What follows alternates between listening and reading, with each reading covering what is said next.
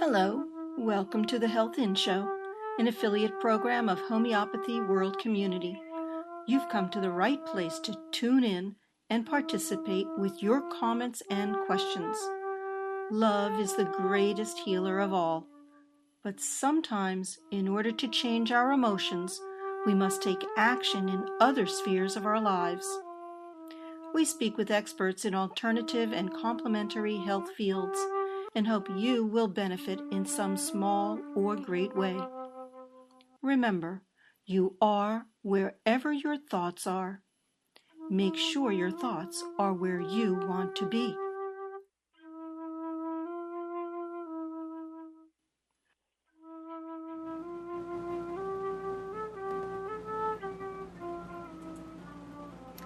Good day, everyone. You have entered the zone of the Health In Show, an affiliate program of Homeopathy World Community. Wishing everyone a sweet year. We have news that you do not hear on the typical news media, the mainstream media. We're looking at alternative news, and these are things that we should be hearing about, especially when it concerns our health and actions that we can take in our lives to protect ourselves or to secure the safety of our children. We are going to have today, the topic is called Tragedy of Fukushima, and that is because it seems to have dropped off the face of the earth. We are not hearing any news about it. And our guest will be Dr. Robert Bruck. He is an expert in the environment, in global warming, an alumni distinguished professor of plant pathology, forestry, and environmental science, and environmental technology and management at North Carolina State University, at least for another 2 weeks. And then he will be retired and go into producing and developing products that can help the earth to re-nourish and help our plants to grow. Dr. Bruck is recognized in the field of global warming, plant pathology, and forestry, given many, many honors, and has also done research with air pollution and forest ecosystems.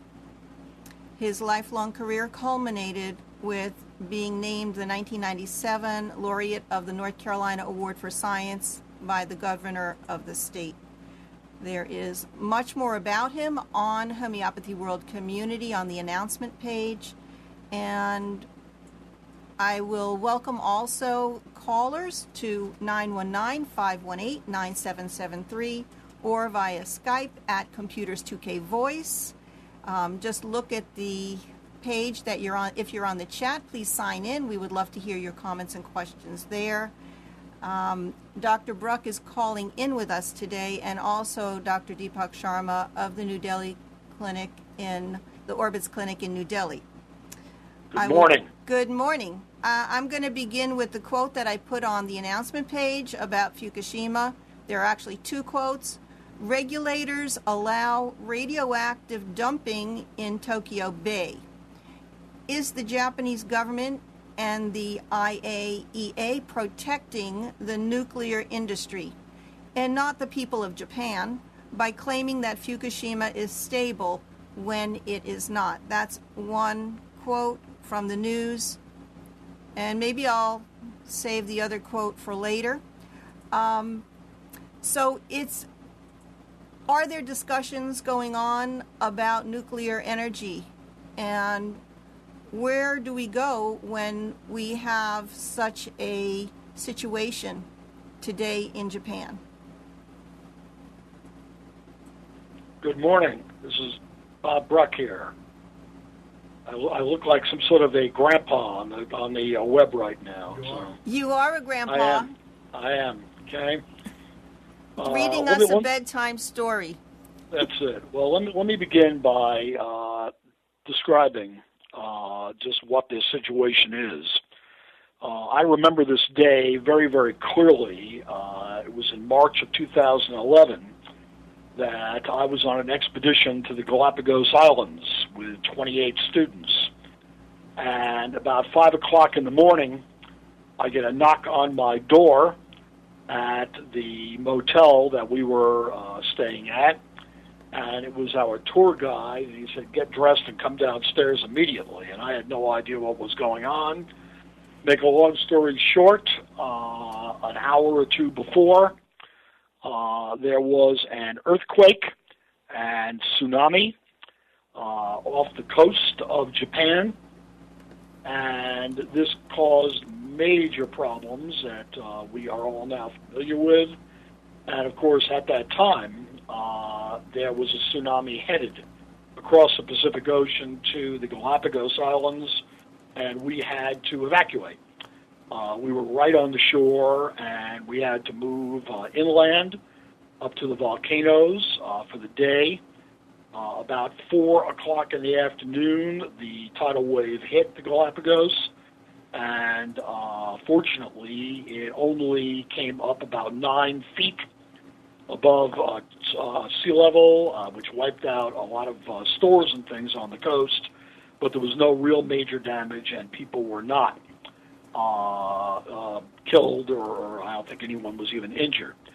So that day sort of sits in my mind, but of course, while we were enjoying ourselves out on the Pacific Islands, what was going on in the Western Pacific, specifically off the coast of Japan, was one of the greatest devastating events of this century, in which over 200,000 people were killed.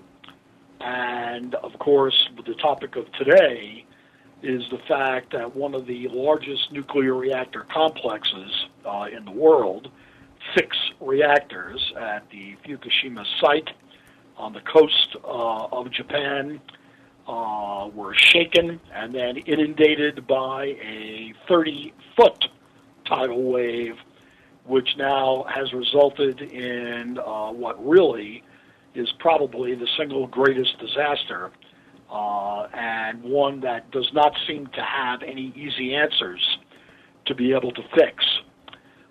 In a nutshell, what happened is that the initial earthquake itself cracked the containment vessels of these fairly old, there were 6 different plants at Fukushima, and they had concrete containment vessels around them, and they cracked, allowing the actual tsunami, the salt water, to gain access, which then further damaged the reactors.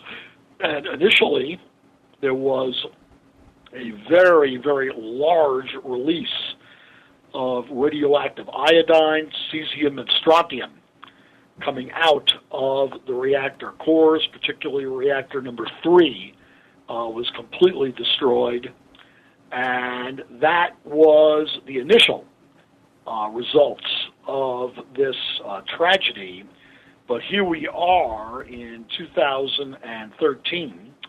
Of course, this was March 2011, and now we're almost at the end of 2013, coming up to October.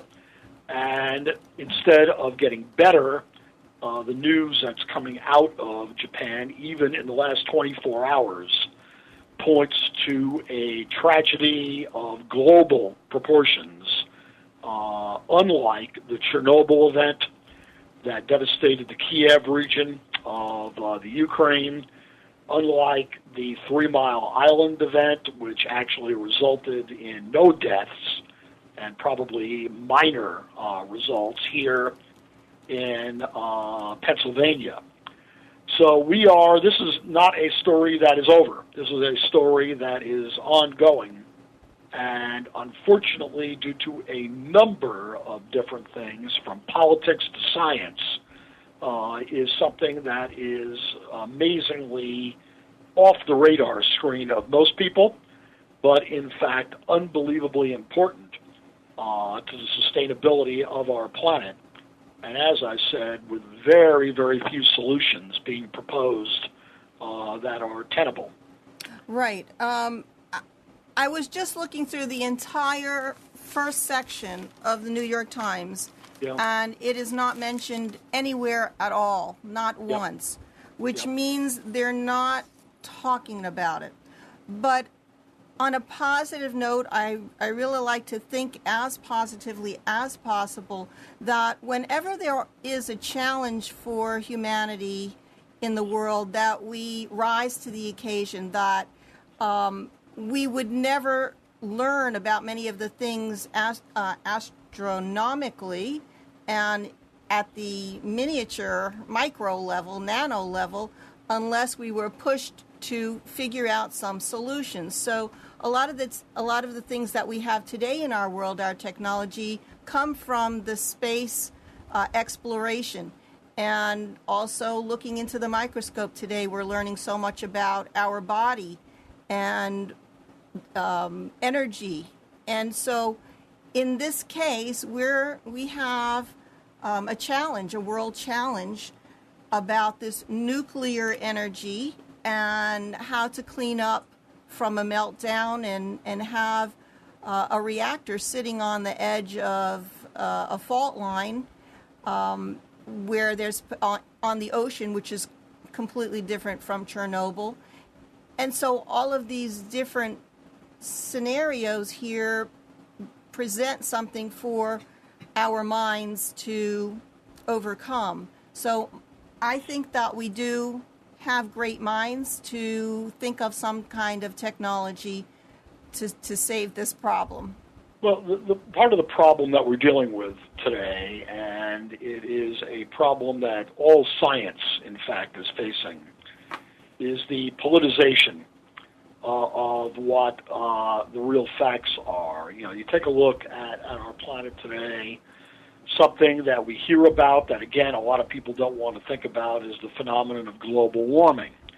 And, of course, global warming we can attribute to the burning of fossil fuel, a good bit of it. And that's pretty much been clarified by every reputable scientist in the world, that as we are adding 70 billion tons a year of carbon dioxide to the atmosphere, it is causing global warming. Therefore, a lot of people have been saying now for a decade or more that at least part of the solution to the global warming problem is the use of nuclear energy, because obviously nuclear energy produces zero carbon dioxide in the process. Therefore, it is being proposed for there to be a renewal in the interest of nuclear technology, and the purpose of that, again, is to at least in part mitigate global warming.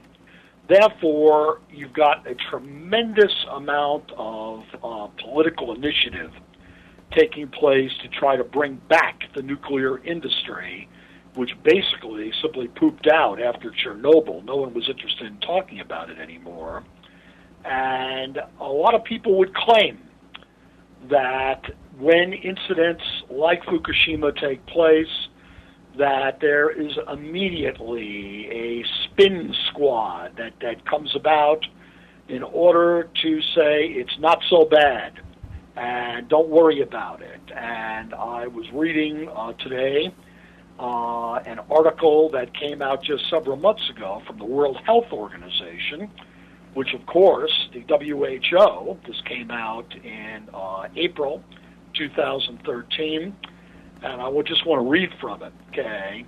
April 2013, the World Health Organization, WHO, released a, quote, comprehensive health risk assessment report that concluded that, quote, for the general population inside and outside of Japan, the predicted health risks are small, and that no observable increase in cancer rates above background rates are expected, quote, end of quote. My response is, wow. That is contradicted by so many articles that are coming out. I was reading an article in the Huffington Post that was written by a number of scientists in the radioactive health, nuclear health realm, the environmental people that are looking at the spread of radiation in the Pacific Ocean, and their conclusion is exactly the opposite, that literally thousands of Japanese are condemned to increased cancer risks right now as a result of the initial release of the radioactive iodine, cesium, and strontium when the meltdown occurs, and now, even more so, the amount of radiation, which in some cases is 2,500 times above the, quote, ambient amount of radiation in our oceans, which has been confirmed in fish and in sea life, and the actual monitoring of water samples way out in the Atlantic, as far as Hawaii, that indeed this constant leaking of water, what makes the Fukushima reactors so unique is that they were built right on the shoreline. Many of them are built on rivers. Many of them, think about here in North Carolina, right down from where we live is the Sharon Harris plant, and they built a lake, literally built their own lake, which enables them to use the lake water for the cooling purposes. And if something happened and the water became contaminated, basically you're talking about a lake that is sequestered from any other part of the environment. When you're on the ocean, and in this case, let's sort of get up to speed about what's happening literally today. There still is, again, another article just came out, which of course flies in the face of no damage to the environment or to human beings, that now strontium-90 is in the air, okay, which is a breakdown product of the combustion, if you will, of the plutonium core inside the reactors. And they're measuring strontium. Initially, they measured high levels of radioactive iodine, but the big story is cesium-137, which again is a bomb product. If you had a nuclear bomb go off, that would be one of the long-lasting isotopes. The half-life is over 50 years of cesium-137, and that is now contaminating the water because most of the danger from Fukushima right now is not as comparison to Chernobyl about radioactive gas release into the air, but now it's the water. Basically, the leakage is underneath the actual cores themselves, right on the water. You take a look at a picture, and literally the ocean is 20 or 30 meters away from where these containment vessels are, and they were using ocean water for cooling when the thing worked. But now you've got 6 reactors, in which 4 of them are leaking underneath back into the water, and they are now, as I said, sampling fish samples with cesium-137 at 2,500 times above the normal. Another article just came out that in British Columbia, in Canada, and in San Francisco and Los Angeles, they have just recently begun a fish monitoring program that it catches even all the way on the eastern side of the Pacific Ocean. They are now subjecting to radioisotope analysis. There is a possibility. I mean, we certainly hope not, but there is a possibility that if this continues and levels get high enough, that there could be a complete ban on the Pacific fisheries, literally from Peru to Alaska, due to the contamination of the sea life from the leakage that is taking place from these cores. And the real issue right now, and this is something that I have not found a sufficient answer to, is unlike Chernobyl, where basically it is contained. How did they contain it? As I said, there was no leakage from underneath. It was from above, and they literally, you can imagine this, brought in helicopters, one after another, that dumped liquid concrete into the reactor core. We're only talking about one reactor, by the way, in Chernobyl, and just kept dumping concrete after concrete after concrete, literally millions of metric tons of concrete. Obviously, when it got in there, it solidified, and they basically built a bubble of concrete. Now, it's not going to last forever, and certainly it can crack, and, if there was an earthquake there, things could happen.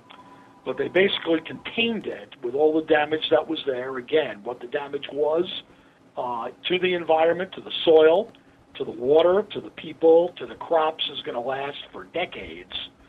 But they were able to basically bomb it from above and put it out of commission. Here at Fukushima, you have 4 leaking reactors in which what's coming out of the top is almost irrelevant, but what underneath is seeping into the ocean water is the big story right now. And I'll be damned if I can figure out how you prevent this, because remember, right now, you get into the actual area around these cores, basically a 4-hour exposure will be deadly.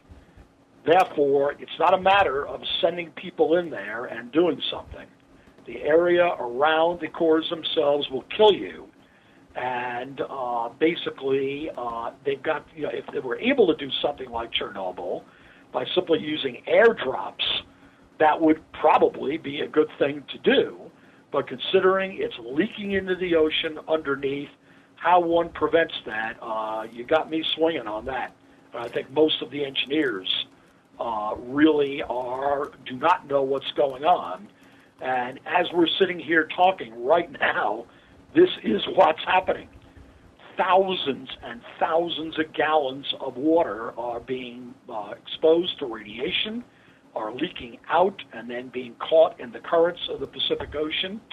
And I don't know if Amnon has that graph that was published recently about the spread of radioactivity across the Pacific, but it is happening. I think we have to kind of think outside the box. Your map is up there now. Is that the correct? Yeah, I see it right now. You got it. Right, and I feel as if we have. I don't know, memorize the quote, but whatever it is that we've created this monster, we've created this problem. Yeah. We have to think in a totally different way in order to resolve and clean it up and change it. I mean.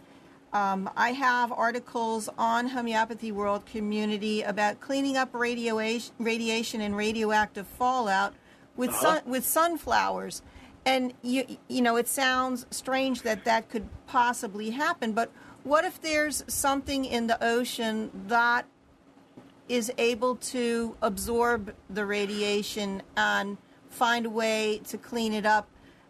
We have bacteria that clean up the oil spills. Yeah, well, that's a good question. You have to kind of be really out of the box, innovative thinker to find ways that could alleviate this problem, because we know it's going to keep leaking. It's not going to stop leaking because they haven't resolved that. Yes. They haven't been able to stabilize it or get to the core because it's way too hot. So. Yep. Are you on the cutting edge of technology? Well, I wish I was. I am not. Basically, I'm reading an article just recently talking about there being a minimum of 100,000 cubic meters of new radioactive water being leaked into the Pacific daily. That's every 24 hours, and it's getting worse. Apparently, they are trying to use pumps right now to pump out the radioactive water that's sitting in the cores and storing them in large containment vessels. And each containment vessel holds 350,000 gallons, and they've already filled them up. They're sitting there on the side. They actually built containment vessels out of lead. They filled them up, and they could keep doing more. And obviously, if you take the water out and store it in a containment vessel, yeah, it's going to sit there for hundreds of years. But at least you're preventing it from going into the ocean. But basically, this is like spitting in the sea. This is something they tried, and indeed it is failing And the reason why it's failing is that the amount that is leaking out is far exceeding that of what is in those containment vessels or what they are able to pump out on a daily basis. So that was the initial attempt that TEPCO, the Tokyo Electric Power Company, tried. They, of course, own these reactors. There are an awful lot of their executives that are being looked at askance today of trying to cover up what is coming on. I'm reading another article here about decontamination, and they tried using a system of zeolite to absorb, which is a type of artificial mineral, to absorb cesium and other radioactive isotopes. And indeed, it works, but they can't get enough into the system and under the system to prevent the radioactive leakage that is taking place. So, I mean, one of there are actually two very interesting things here. Number one, the actual Tokyo executives have tried a number of different technologies, and basically it has failed.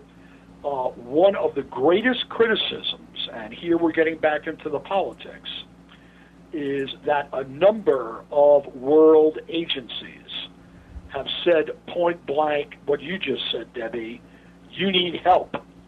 You need to think outside the box. You need to get the best scientists and engineers in on this to figure it out. And so far, TEPCO has refused, refused to allow anybody other than their organization to go on the site. Mm-hmm. And here we get into culture, that they're embarrassed. We're getting into cover up, that perhaps people would find out that it's a hell of a lot worse than what they are saying, and they don't want that to reach the public news. It's very hard to say. But as of right now, you had a magnitude 9 earthquake, which is just unprecedented in that part of the world. There was a local disaster, which now has turned into an international disaster. Right. And here we are over 2 years after the fact. Actually, almost exactly 2.5 years after the fact. And instead of getting better, it's actually getting worse. Right. And there are monitoring agencies.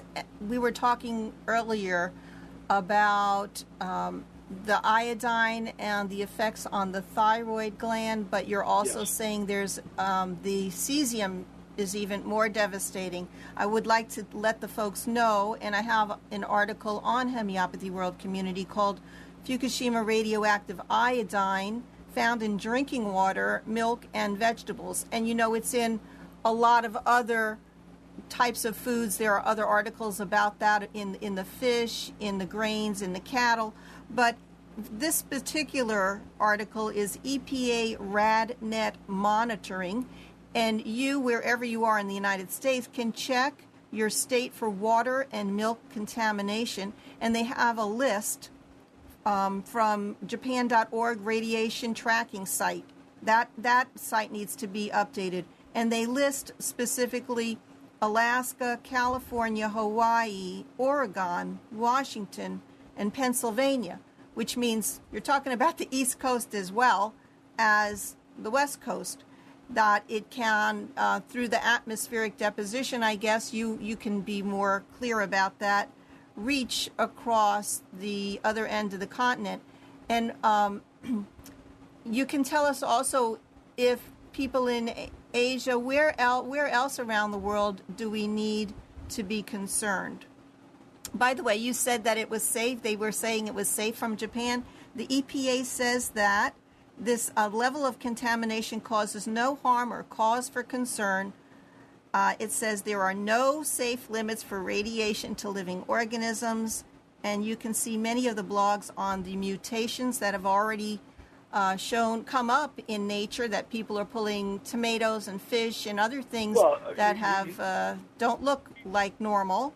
You see the paradox that you just said is that you got two things going on here.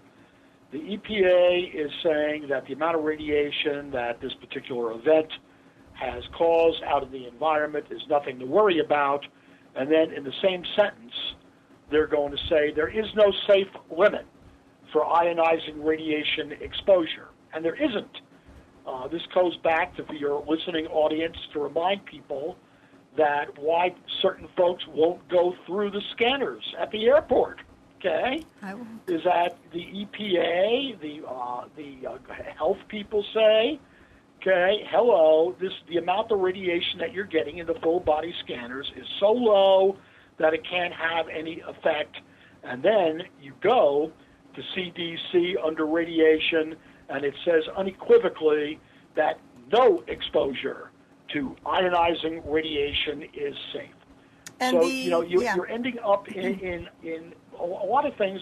Again, I was reading a huge article that summarized the entire Fukushima incident, and apparently all governments, particularly Japan, are in this mindset of we don't want to rile the people up. We don't want a panic on our hands. We don't want people to think that it's any worse than perhaps it really is. And here's the answer to the question. There is no safe limit of ionizing radiation. Therefore, even if 1 gallon a day instead of 100,000 metric tons of contaminated water was leaking into the Pacific, it would still be unsafe, but they're trying to spin the issue in such a way that people are not paying attention to it, as you pointed out, and that don't worry about it. After all, you're surrounded by radiation, and that's true. There is a tremendous amount of natural radiation in the ocean, and if you live in a cinder block house or working in an office that's made out of cinder blocks, you're getting 10 times more radiation from the gypsum that's in that cinder block as you would be getting if you lived in a wood or a vinyl house. So the whole point is that, again, this is riddled with politics right now. But the fact simply is, for those who are being perfectly objective, is here we are 2.5 years down the road, and, I'm sitting here reading an article from last week, 2013 again, that TEPCO is admitting that, quote unquote, that thousands of tons of radioactive water are still leaking out. The amount of radiation that TEPCO is licensed to leak is 20 millisieverts per year, and right now it is leaking out of their plant at 100 millisieverts per hour. They're licensed to release 20 millisieverts per year. So, it doesn't take a genius to put 2 and 2 together to understand that they were licensed to only release a certain amount of radiation because it was considered to be background and non-harming to the environment or people. Now they're releasing orders of magnitude more, yet they are still going to come out and say nothing to worry about, okay? People are not in danger. The environment is not in danger. They don't want to cause a panic, and they don't want to cause people to take steps on their own. But people were, because I also have another article that individuals were creating their own Geiger counters, and they were making measurements, and they were sending it to TEPCO, and they were sending it to the government and to officials, and they had to acknowledge that.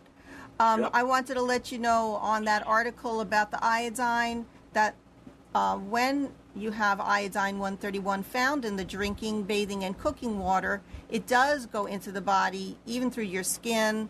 The effects are on the thyroid and metabolism, so that we're definitely, unless we can do what Gabby says, Gabrielle Seelman on the chat says, use your mind to clear things out, and if you have the potential to do that, I give you, go ahead and do it.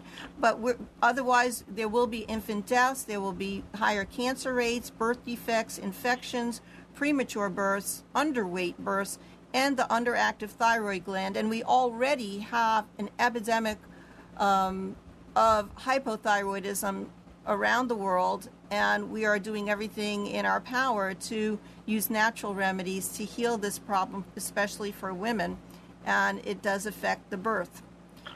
Well, one of the other things, which again is very disturbing, and this is a problem that the entire scientific community seems to have today, which is part of the reason why I'm getting out of it, is that, again, TEPCO, the people who are in charge, the only people that are in charge of the entire site and incident right now, are claiming that within the area of the contamination, there are 46 million becquerels per cubic meter of cesium that have been released. Yet, independent sources claim that they have firm measurements. Remember, TEPCO can't prevent people from going out into the ocean. Okay, that's international territory. That they're measuring 100 million, not 46 million becquerels per cubic meter of cesium-137, actually measured about 1 month ago. Quote, TEPCO gave no explanation for this difference. Okay, just ignore it. So, one of the problems that you've got is when you're dealing with international problems that are being controlled by a small group of people with vested interests. Think of the lawsuits that are going to come out dealing with this whole thing. You don't know who to believe. Okay, you don't come right out and say they're liars, but someone isn't telling the truth, and as a result, you get this problem of confusionism, the term that I use, of nobody actually knows what to believe because of the information that is coming out. Right. I did want to mention, people, it's very, very frightening to hear this news, to face reality, to understand that this is happening and nobody's telling you the truth, and you can have an emotional impact. It can affect you spiritually. It can affect you physically, obviously, maybe on a slower, you don't realize what's happening to you. I know that I have been eating my seaweed on a regular basis to protect my thyroid, and now I wonder, is the seaweed that I'm eating contaminated in itself? I mean, how do I know that I'm getting organically clean and pure seaweed that's not already radioactive? Yep. Or maybe I'm going to ask Amnon to build me a Geiger counter. It's not so hard to do. I mean, I've written a lot of articles about that too. I think that maybe a small dose of something to counteract it, that's homeopathic. And so let's look at some of the homeopathic remedies. We have an article by Dr. Mohammed Rafiq, who says the syphilitic tsunami, referring to the aftermath, and he lists a whole bunch of remedies. Arsenicum is in everybody's emergency kit. Cadmium iodine, cadmium metallicum, cadmium sulfuricum, cadmium fluoride, calendula, which is in that family of the sunflower family. China officinalis for weakness and loss of fluids. Cobe, somebody help me, I don't know all of them, the abbreviations. Fluoric acid, hydrastis for people who have stomach cancer. Ipecac if you have a lot of vomiting, nausea, bleeding. Nux vomica, phosphorus. Radium bromide, which is very often been used, I know, very commonly used. Silica, our really basic, fundamental element made out of sand. There are a lot of articles on Homeopathy World Community about silica.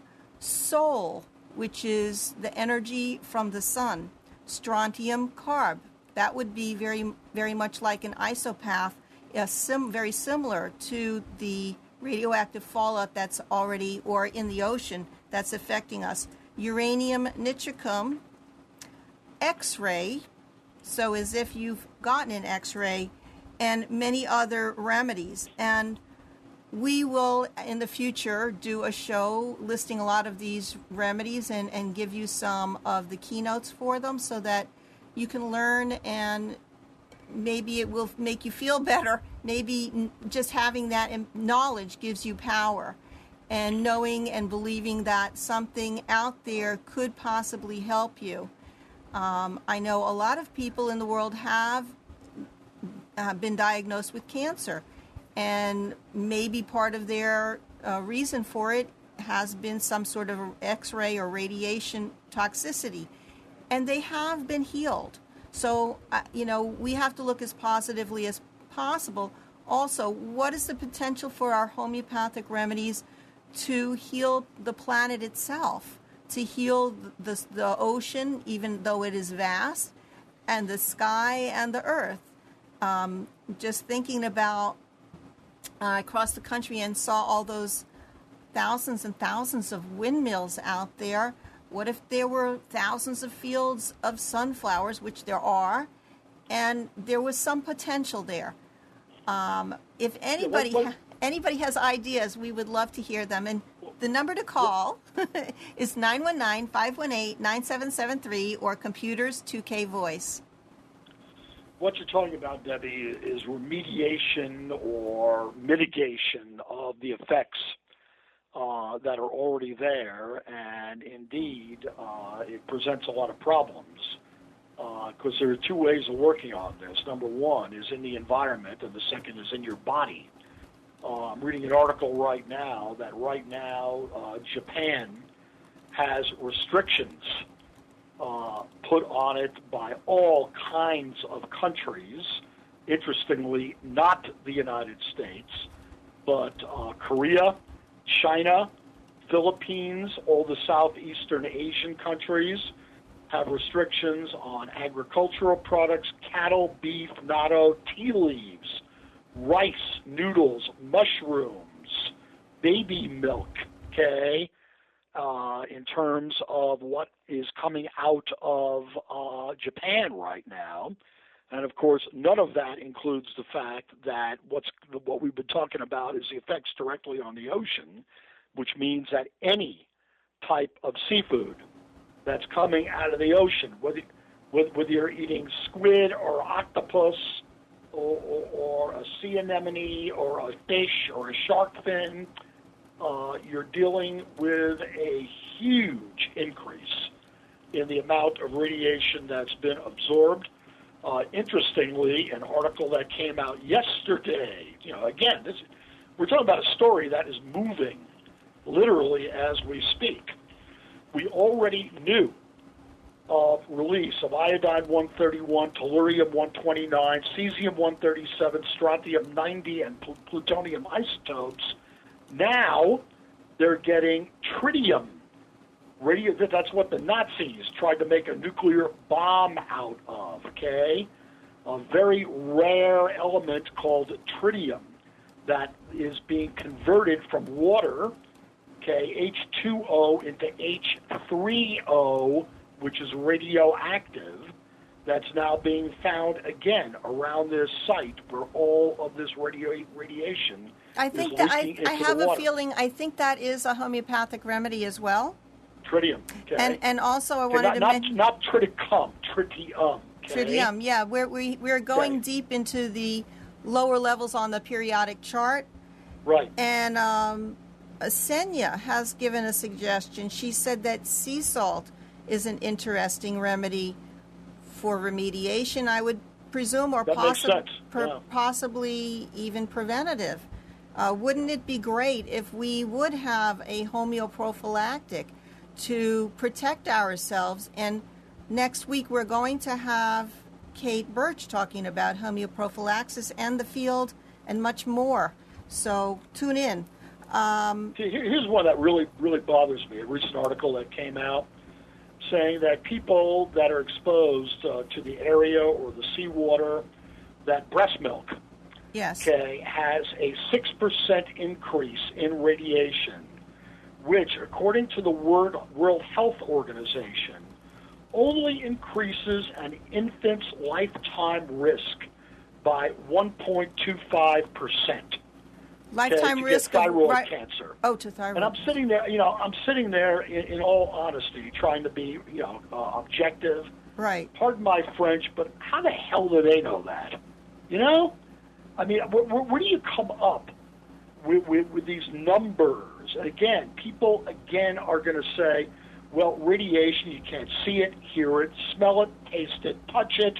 It's invisible, and it's only a 1.25% increase in the chance over a lifetime of my child getting thyroid cancer. It's not that big a deal. And, the problem is when numbers are released like this and people believe it at face value, it's science, it must be right. I have a lot of problems with that because, quite frankly, I will tell you as an experienced scientist, they don't know what the hell they're talking about. They have no idea what the lifetime risk is of these things at the rates that they are coming out right now. And, just again, to repeat, here we are 2.5 years down the road, and there's more radiation being released right now than there was even a week after the incident itself. While you're talking, I'm also reading in the chat from Gabrielle Silman, who is a homeopath, and she said that her child, I assume, was born during the time of Chernobyl, and she healed herself, and she says her child is fine, even though they went through that devastation. And a lot of what she says is the power of the mind, the power of the field, the power of affirmations, of your intentions, of what you think. And is it possible that with a unified humanity to improve the earth and to clean up whatever is negative, that we could actually shift things? I know it sounds bizarre. I know it sounds out of the scientific realm, but a lot of people are talking about this quantum physics, this quantum energy, the field. And if we're materializing on this planet what we're thinking, like all these sci-fi people, they write a book and then they create a movie and then it actually happens. What if we were thinking about the positive things that we could do with everything in this material world to use it for the benefit and healing of mankind? Is it possible that all of the stuff that sounds so scary and negative, we use this fear in a different way and turn it around and use it for, maybe we can harness this waste, and use the manure to do something good with it? That's all. I mean, we can't gather it up and shoot it out into space. Right. Well, I guess, let me just give you, I'm not for or against whatever. Again, dealing with the spiritual things that can go on, and that's great. But here, the thing that's so unique about this problem is, again, if Amnon wants to put that graph up of the dissemination of this pollution, we're in a situation where proverbially the horse is out of the barn. Okay, is this the correct one? That's it. That's fine. Okay, you take a look at that map, and it, quite frankly, scares the hell out of me. Then take a look at the bottom of South America on the right. That's the Drake Passage right there. Ultimately, this radiation is going to come right around into the Atlantic. Everybody should know from their basic oceanography that all the oceans of the world are interconnected. And, when we're talking about containing it or doing something positive with it and everything, that's great. When you have a local release that you can contain and then possibly even remediate by digging it up from the soil or whatever. What we're talking about right here are hundreds of millions of square miles of contamination. And even if it stopped You see the black and the purple over where it is up in Fukushima.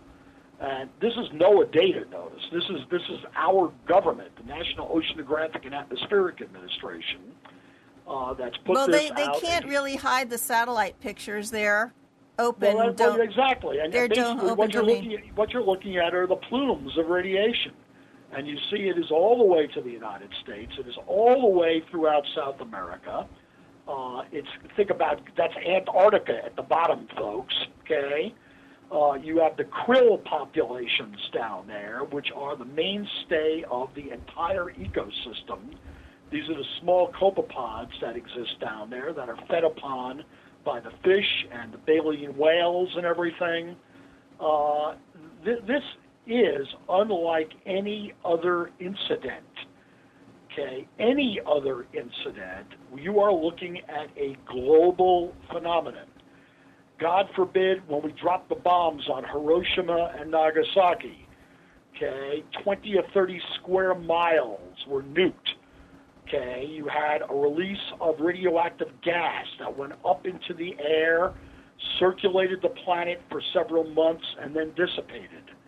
Here, it's if you are literally opening up a hose over there in Japan that, unless they find a way to contain it, is going to be there for hundreds of years, squirting the poison out into the ocean, being caught up in the tides, and literally contaminating the entire planet.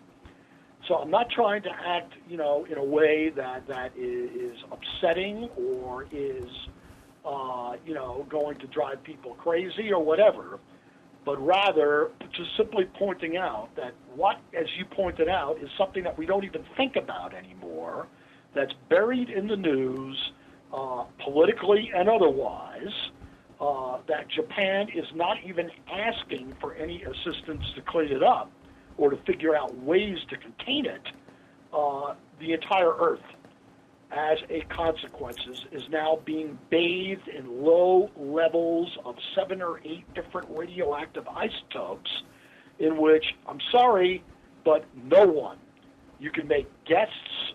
You can have various kinds of stochastic models that predict based on exposure how much damage is going to take place.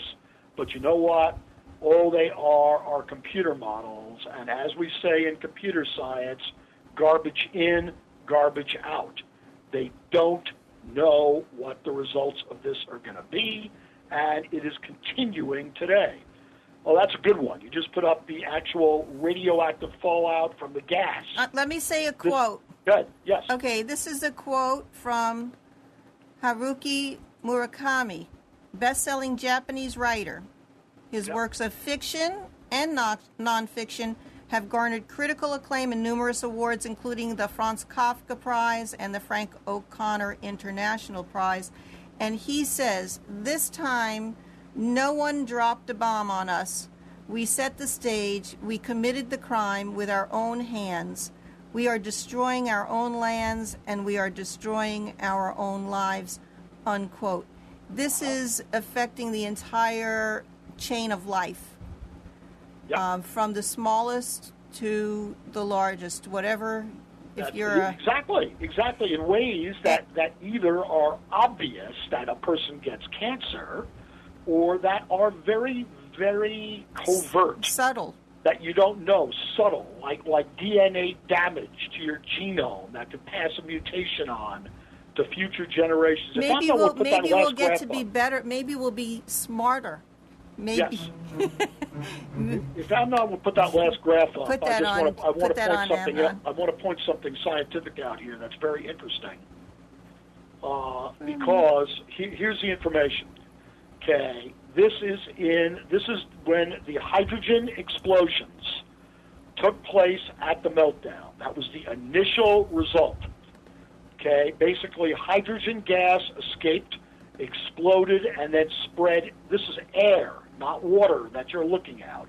And it's measured in the yellow, 750 rads, the orange, 1,500, and the red, 3,000 rads. Here's how to interpret that.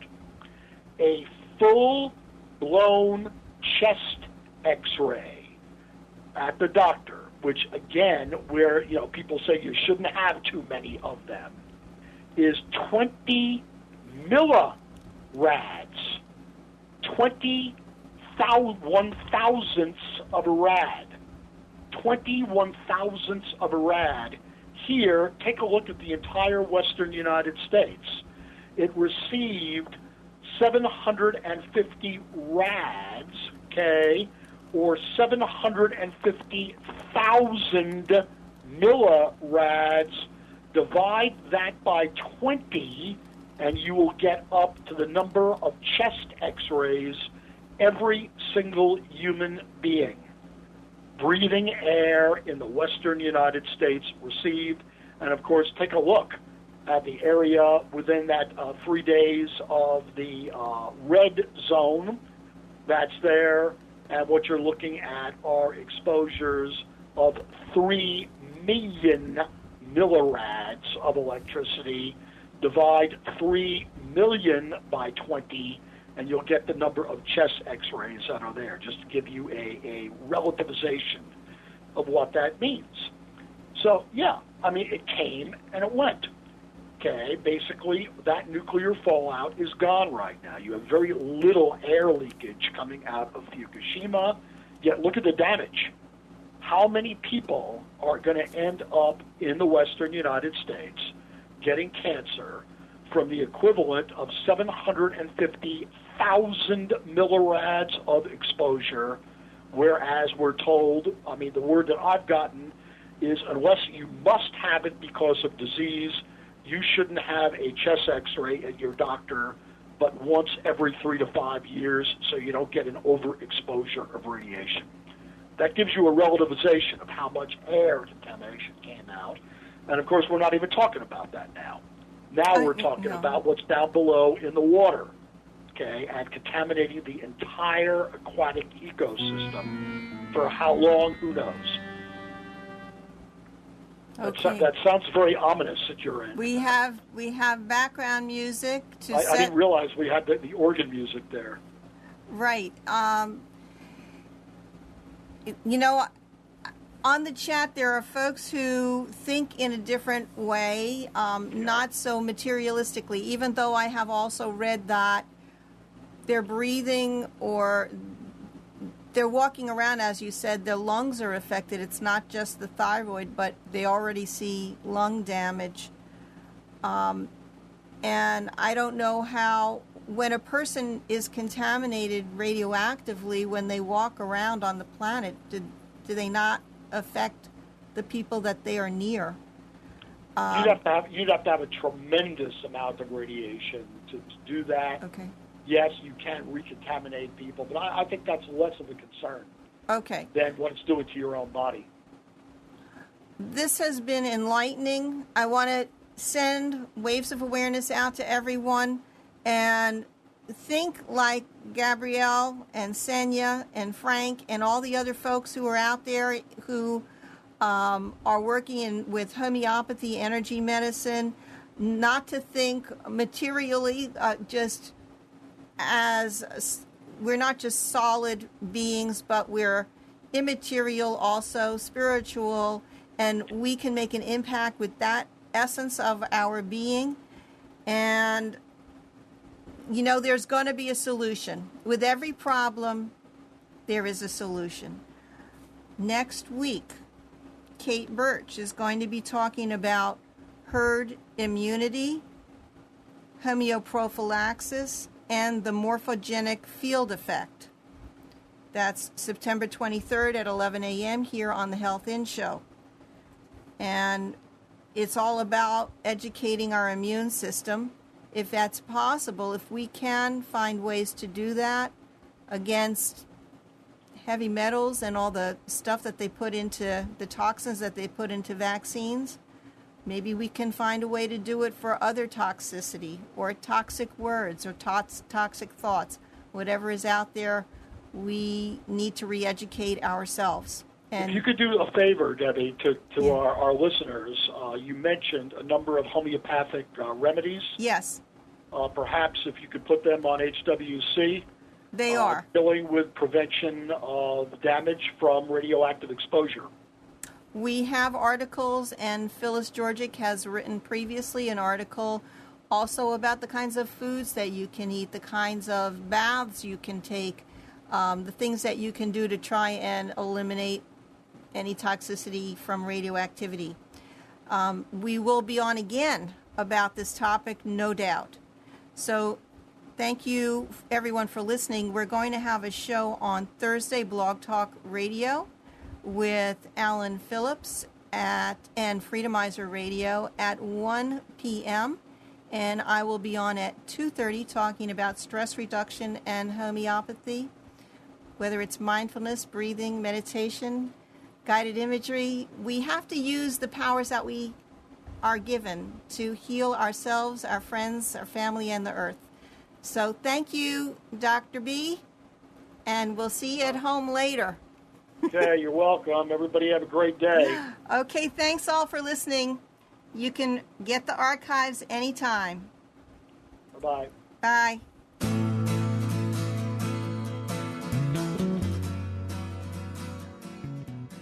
You are tuned to the Nissan Communications Network. Our weekly lineup of call-in programs includes Computers 2K Now with Amnon Nissan, Sundays, 9 a.m. till noon. Carrie's Psychic Cafe with Carrie Silkowski, Sundays, 8 till 9 p.m. Health In with Debbie Bruck, Mondays, 11 a.m. till noon. Breaking Free with Marilyn Shannon, Mondays, 1 till 2 p.m.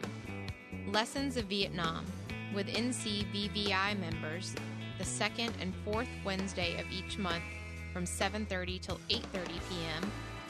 Reawaken Your Brilliance with Julie Seibert, Wednesdays, 9 till 10 p.m. And if you tuned in too late, you can always watch each program in its entirety or download an MP3 audio file of it at www.nissancommunications.com. Sponsored by ThatVidBlasterGuy.com, CarolinaApparel.com, and DeltaForce.net.